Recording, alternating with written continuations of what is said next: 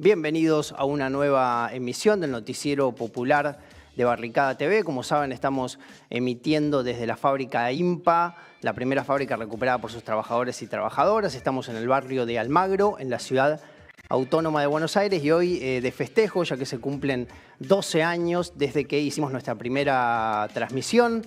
Orgullosos, como siempre, de hacer comunicación popular y alternativa.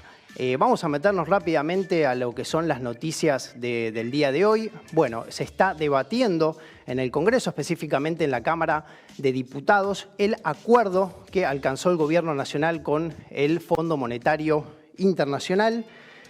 Bueno, finalmente se llega a que el proyecto de ley que justamente afirma este acuerdo llegue a la Cámara de Diputados, que se esté hoy debatiendo en el recinto luego de que pase por las comisiones de Presupuesto y Hacienda y de Finanzas. Ayer el Gobierno logró negociar los votos con sectores de la oposición, de Juntos por el Cambio, y de otros sectores, como decía, de la oposición. Bueno, ahora mismo, en estos momentos, se sigue debatiendo en la Cámara de Diputados.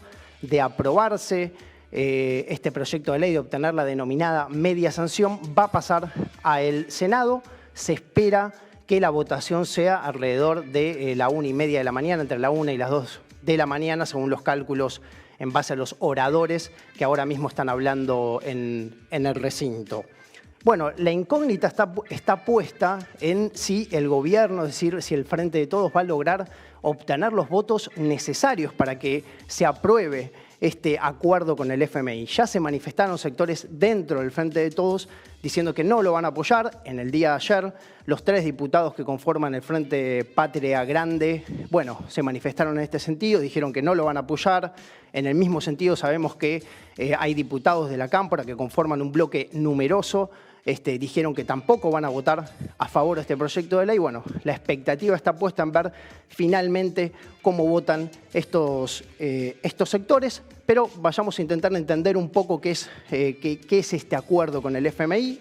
De lo que se trata es de un programa de facilidades extendidas con el Fondo Monetario Internacional que implica que la Argentina tome nueva deuda con el fondo para pagar los vencimientos de la deuda que en su momento asumió el gobierno de Mauricio Macri con el Fondo Monetario Internacional en el año 2018. ¿Qué fue en ese momento lo que se acordó? Bueno, el fondo le prestó al gobierno de Juntos por el Cambio en el 2018 57.000 millones de dólares, de los que solo llegó a desembolsar 44.500, ¿sí? Entonces, lo que se está ahora debatiendo justamente es la forma en la cual el gobierno argentino concretará esos pagos. Porque ¿qué fue lo que ocurrió con este dinero prestado a Juntos por el Cambio? Bueno, el gobierno de Macri creó las condiciones legales y políticas para que ese dinero se fugue sistemáticamente del país. Bueno, en el marco de la discusión que hoy está teniendo lugar en el Congreso, hoy hubo una movilización organizada por la izquierda, justamente para oponerse a la firma de este acuerdo. En la misma hubo represión por parte de la policía de la ciudad.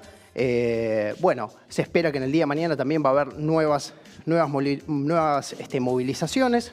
Bueno, el debate entonces podemos decir que está dado en torno a lo que representa este acuerdo. Acá nosotros desde el canal venimos abordando el tema y venimos realizando entrevistas con diversos economistas y políticos y analistas para justamente entender qué es lo que implica este acuerdo. Hoy les vamos a traer un nuevo análisis en ese sentido. En este caso tiene que ver con una entrevista realizada por los compañeros y académicos Eduardo Lucita y Julio Gambina. Ellos forman parte, son miembros de la autoconvocatoria por la suspensión del pago e investigación de la deuda. A quienes entrevistaron al reconocido académico, estudioso de este tema llamado Eric Toussaint, ¿sí?, que es doctor en Ciencias Políticas de la Universidad de Leija y de la Universidad de París. A su vez también él es portavoz del Comité por la Anulación de la Deuda del Tercer Mundo. Bueno, él también participó en distintas comisiones que investigaron la deuda con el organismo, con el Fondo Monetario Internacional, de países como Grecia, Ecuador y a su vez también de Islandia.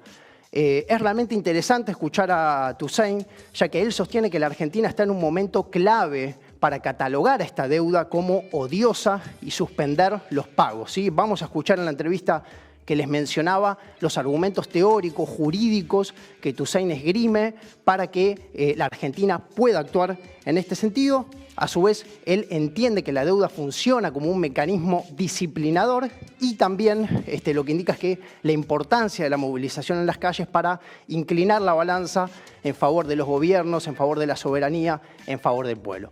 Vamos a ver entonces esta entrevista y volvemos con más Noticiero Popular. Para comenzar, ¿por qué no explicás un poco a la audiencia el origen del CADETEM, en qué países está, en qué continentes y qué tareas desarrolla? Sí, muy bien. El CADETEM nació en el año 1990, yo diría en prolongación de la campaña iniciada en los años 80 en América Latina, entre otros por Fidel Castro, llamando a un frente de los países endeudados y proclamando el carácter impagable de la deuda. En Europa, en los países del norte, en ese periodo de los 80 hubo una toma de conciencia de la importancia del tema de la deuda como instrumento de nueva dominación, subordinación, incluso de excolonías, y entonces de un cierto neocolonialismo combinado, por supuesto, con las políticas de ajuste estructural dictadas por el FMI y el Banco Mundial. El modelo neoliberal que se había iniciado con Pinochet en los 70 en Chile, luego en Argentina con Videla. En Europa y en el norte, entonces, la idea de solidarizarse con el sur global fue una idea potente. Y los militantes internacionalistas incluso nos llamábamos tercermundistas, es decir, desde el norte una solidaridad con la lucha emancipadora de los pueblos del sur. Bueno, nació el CADTM, yo diría, como concretización no solamente de esa campaña lanzada por Fidel Castro, pero también de iniciativas en Europa. Porque en el año 89, François Mitterrand, el presidente francés socialista, tuvo la horrible idea de invitar a sus colegas del G7 para conmemorar el bicentenario de la Revolución Francesa. Entonces, imagínense convocar a los imperialismos el 14 de julio de 1989 para festejar el bicentenario. Entonces, hemos lanzado una campaña grande sobre el tema,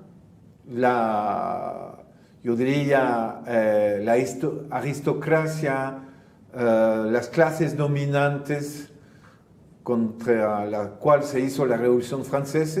Hoy es el G7, es el imperialismo, son los acreedores, los prestamistas, el FMI, el Banco Mundial, y hay que acabar con ese sistema como se acabó con la monarquía absoluta 2 siglos atrás. Es importante, mencioné a Fidel Castro y la campaña en América Latina, pero hay que mencionar también a Thomas Sankara en África, un joven líder de un país de África, Burkina Faso, que también en el 85 tomó el poder y intentó convencer los gobiernos de África de hacer un frente y de unirse a gobiernos de otros continentes del sur. Y claro, para el CADTM que nació en Europa, África es sumamente importante, tanto como América Latina y Asia. Bueno, en el transcurso de los 90 hemos llevado a cabo muchas campañas para la anulación de la deuda, hemos desarrollado, extendido la red del CADTM. Nació en Europa, precisamente en Bélgica, pero ahora somos presentes en 33 países con 39 organizaciones diferentes, porque en ciertos países hay varias organizaciones que hacen parte o coaliciones.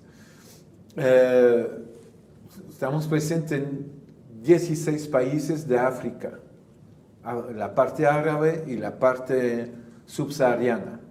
Estamos presentes en países de Asia, India, Pakistán, Sri Lanka, Japón, y también en 8 países de América Latina y países europeos. Es decir que, aparte de América del Norte, somos presentes en todos los continentes, incluso el Caribe con Haití, donde es muy activo el CADETEM.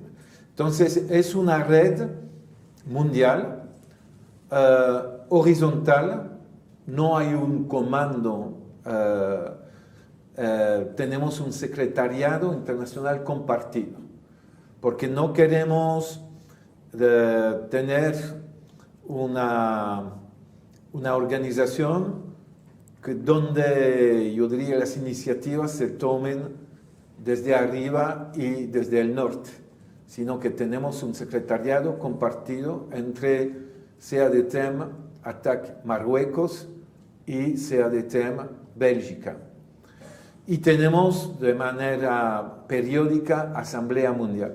Ahora, Eric Toussaint tiene una cantidad de libros sobre los problemas de la deuda, sobre el Fondo Monetario Internacional, tiene en prensa en este momento un libro sobre la historia del Banco Mundial, y el último libro editado que tiene, que se editó aquí en Argentina por la editorial Metrópolis, es Sistema Deuda. En este libro ahora le vamos a pedir explicaciones, que nos explique por qué ha desarrollado en todo este libro la concepción del sistema deuda y sobre todo por qué invierte la carga de la prueba. Es decir, no es un problema que nuestros países están en crisis y por eso recurre a la deuda, sino que tal vez la crisis esté en los países centrales y obligan a endeudar a los países como los nuestros. Eric Toussaint, ¿cómo es esto del sistema deuda? Sí, claro, yo diría el objetivo del libro es dar una perspectiva histórica sobre cómo el endeudamiento a partir de las independencias de los países de América Latina, es decir, los años y la lucha por la independencia, es decir, los años 1810 y 20, cuando los libertadores como Simón Bolívar y otros buscaron financiamiento externo en Londres para terminar la lucha y vencer al imperio español, cómo se puso de pie un mecanismo perverso de nueva subordinación-dominación. Entonces, estaba en lucha por la independencia y entraban en un ciclo de nueva dependencia, de nueva subordinación. Y yo pienso, demostró en el libro que tanto las condiciones en las cuales contrataron deuda, es decir, las condiciones impuestas por los prestamistas que eran banqueros del centro imperialista mayor en la época, es decir, el Imperio Británico, como las condiciones de endeudamiento, ligar también a los tratados de libre comercio, pueden explicar lo que ocurrió en la historia de América Latina, pero también de otros países, de otros continentes. En el caso de América Latina, mientras conquistaba su independencia, entraba bajo el control y el dominio de un nuevo imperialismo, reemplazando el viejo imperialismo español y portugués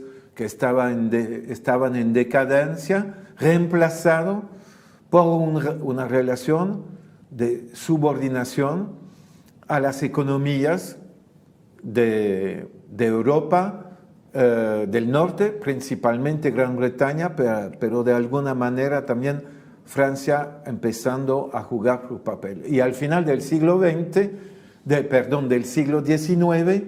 Estados Unidos reemplazando progresivamente a Inglaterra en sus relaciones con América Latina.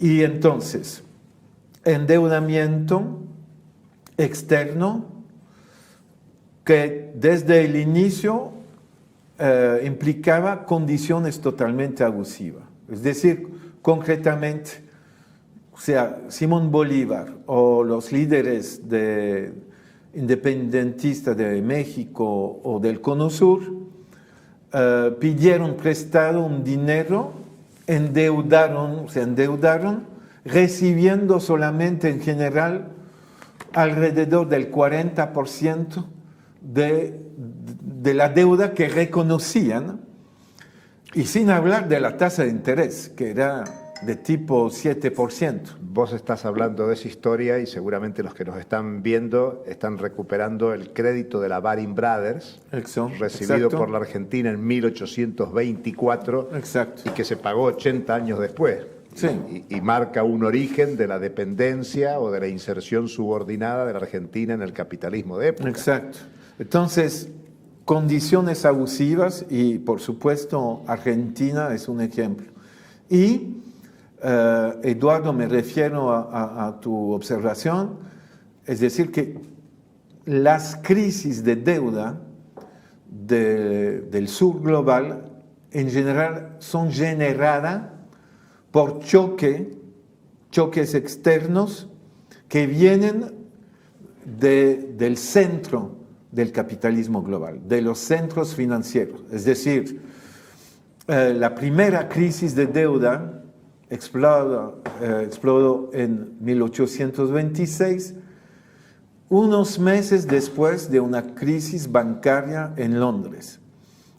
Y el mecanismo es simple. Los banqueros otorgaron préstamos a países latinoamericanos que habían conquistado recién su independencia en condiciones abusivas. Entonces, estos países, para lograr reembolsar, tenían que pedir prestado nuevos créditos a los mismos banqueros.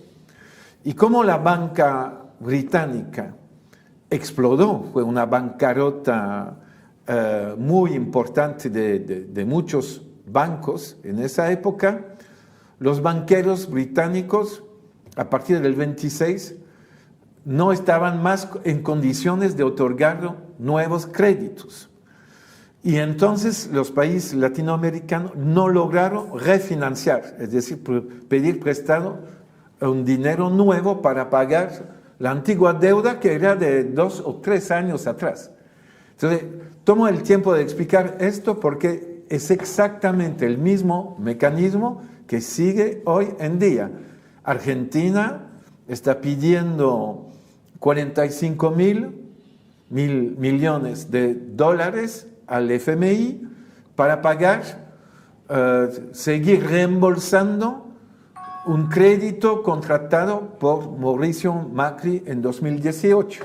Exactamente el mismo mecanismo, salvo que la tasa de interés es un poco diferente, pero no son banqueros privados, son FMI, pero también fondos de inversión como BlackRock, etc. En criollo puro, es un clavo que saca otro clavo, ¿no? Sí. Tenés el clavo del primer...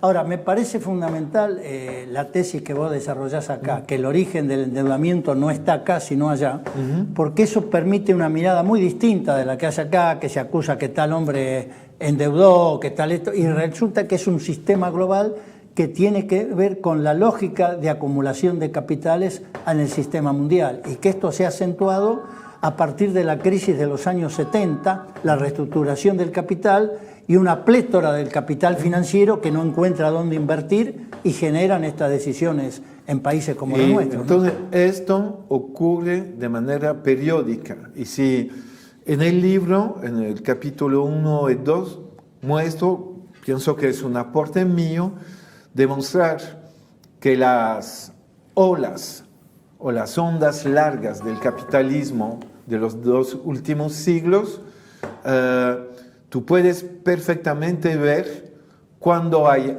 expansión en los centros imperialistas, claro, hay flujos financieros hacia el sur, y cuando el norte entra en crisis, se cierran los flujos, incluso hay repatriación de capital, claro.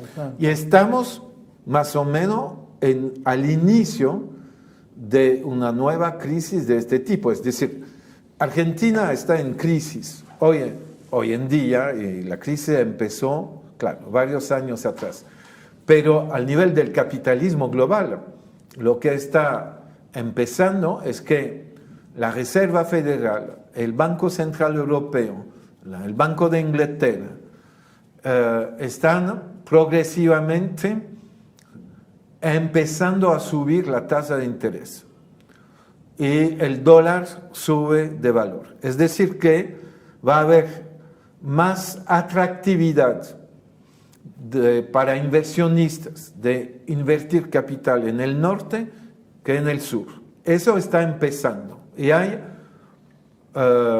empiezan un reflujo de capital. Estamos solamente al inicio de este fenómeno. Es decir, que la situación puede degradarse rápidamente para economías del sur. Imagínate con el acuerdo con el FMI y las condiciones impuestas por el FMI, si las condiciones generales se degradan, la situación puede volverse muy, muy difícil para países como Argentina. Y eso nos lleva a analizar en profundidad lo que pasa ahora. Si estamos en el marco de una crisis global y la deuda es uno de los parámetros de esa crisis mundial. Es más, hay países que su deuda ha crecido mucho. El Fondo Monetario Internacional está diciendo que en los últimos años la deuda ha crecido muy por encima de lo que creció en los 50 años previos. Sí. O sea, hay un problema de deuda mundial. Y además, la deuda creció mucho más en el norte que en el sur. En Bélgica la deuda de mi país, la deuda en relación con el PBI es de 115%. Pero en Grecia, 220%. Japón es a 250%. Italia a 150%. Francia a 115%. España a 130%.